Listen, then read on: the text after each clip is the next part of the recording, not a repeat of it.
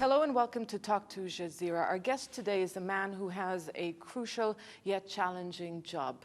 Mr. Amrullah Saleh is the head of Afghanistan's intelligence agency. He has held that post since 2002. Before that, he was the intelligence aide of the assassinated Northern Alliance leader, Ahmad Shah Massoud. Mr. Saleh, thank you for joining us. Afghanistan is still at war. How important is intelligence gathering in this war? How important is your role? The work this organization is doing is very important. We provide intelligence for our policymakers, to our president, to our National Security Council, to Ministry of Defense, our Ministry of Interior, our Ministry of Foreign Affairs. We have very good close working relationship with ISAF and NATO forces in Afghanistan.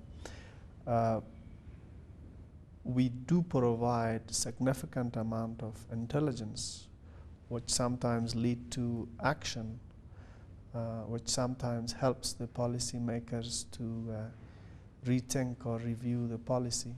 So it is this organization is playing a very important role.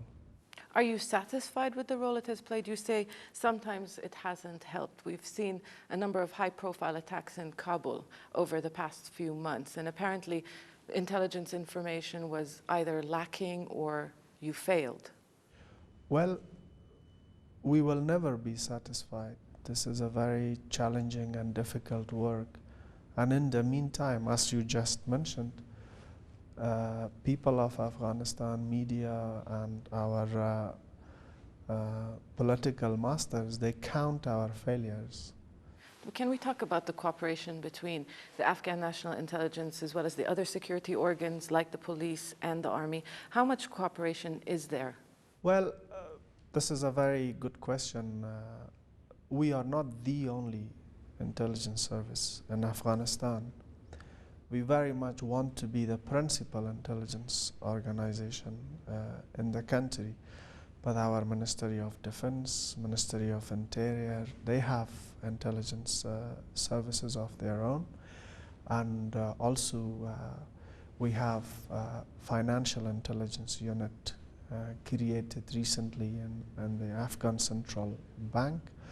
And also the International Security Assistance Force has a remarkable intelligence component. And then countries who have contributed troops, they also have intelligence activities in Afghanistan, both for protection of their troops under the umbrella of ISAF. So therefore, I'm not alone here doing this. But is that positive when you have many security agencies operating and there seems to be a lack of coordination at times? It is not positive. There must be one lead intelligence service.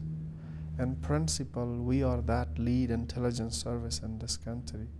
But in practice, there are other entities working here.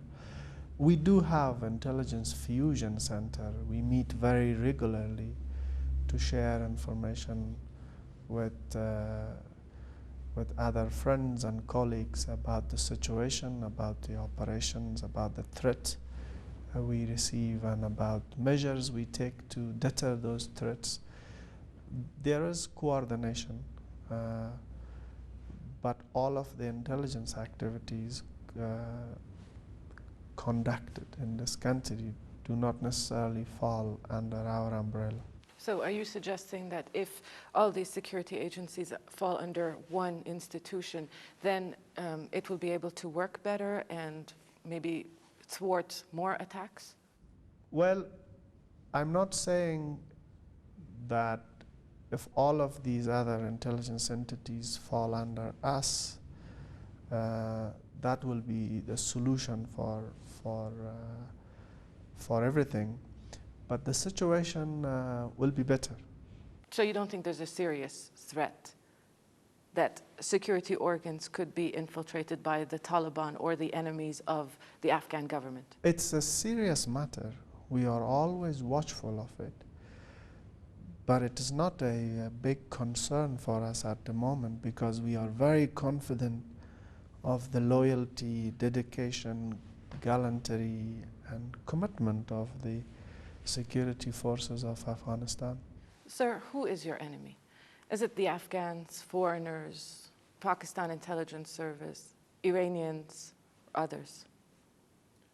Whoever threatens the national interest of Afghanistan is our enemy. So who is your enemy? It can be anybody. Whoever is against our national interest is our enemy. You, along with Afghan officials, have repeatedly accused the Pakistani intelligence services of being behind the attacks here in Afghanistan. What kind of proof do you have that they are behind these attacks? Piles and piles of evidence we have to support our claim. And when we went public to let our people and let the world know what we were facing, it was not the first step. We had tried before that to work with the Pakistanis, to convince them to cooperate with us, to be honest and serious in what they were saying publicly, war against terror. But as we faced disappointment after disappointment after disappointment, we had to tell our people what was going on because we could not secure their wholesale cooperation in the war against terror. So we got frustrated and we had to share that evidence with media and with public. And I am standing by what I have said in that regard. Before discussing the evidence, when you accuse Pakistan as the intelligence service, do you accuse the institution or do you accuse rogue elements within that institution? We have never bought into this concept of rogue element. Pakistan army is a very professional army. It's a very disciplined army. Pakistan military is a very disciplined military. ISI draws it as a staff and personnel and officers from Pakistan military. There can't be rogue elements in that military.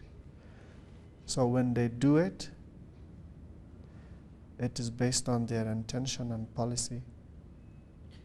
Rogue element does not make sense.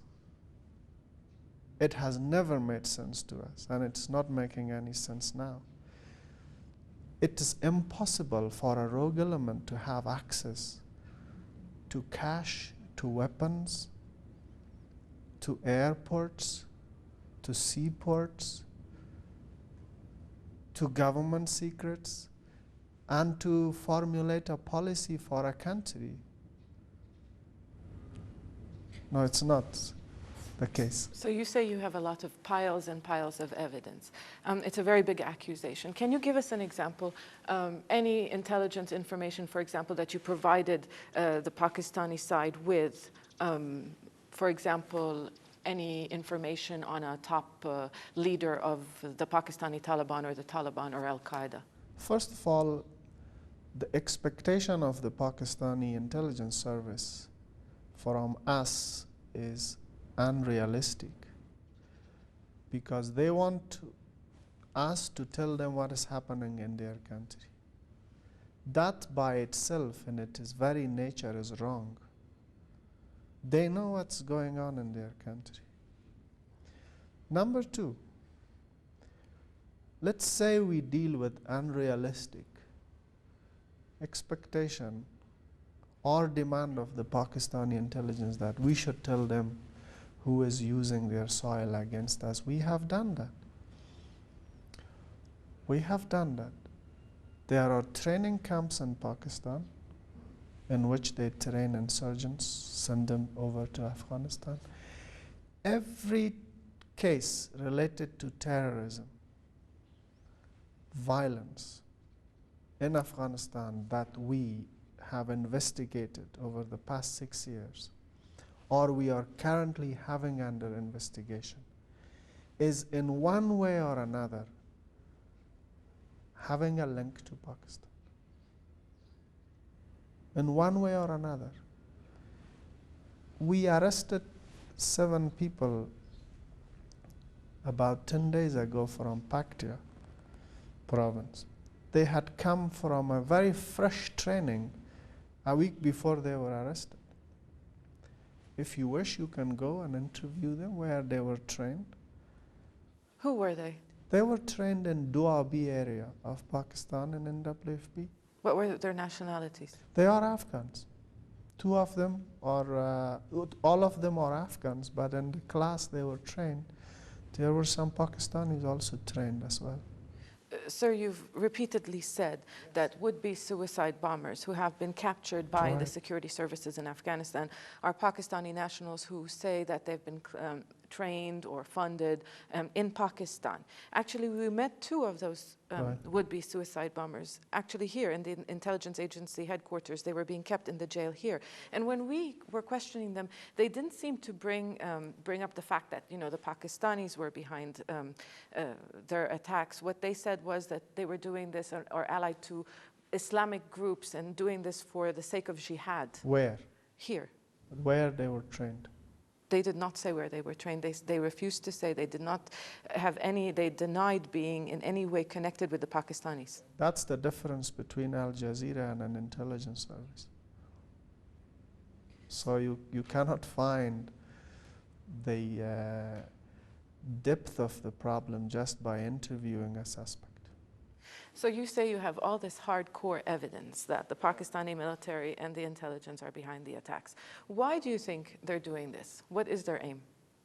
You better ask them. After the break, we're going to ask Mr. Saleh what he thinks the solutions are to end the violence in Afghanistan.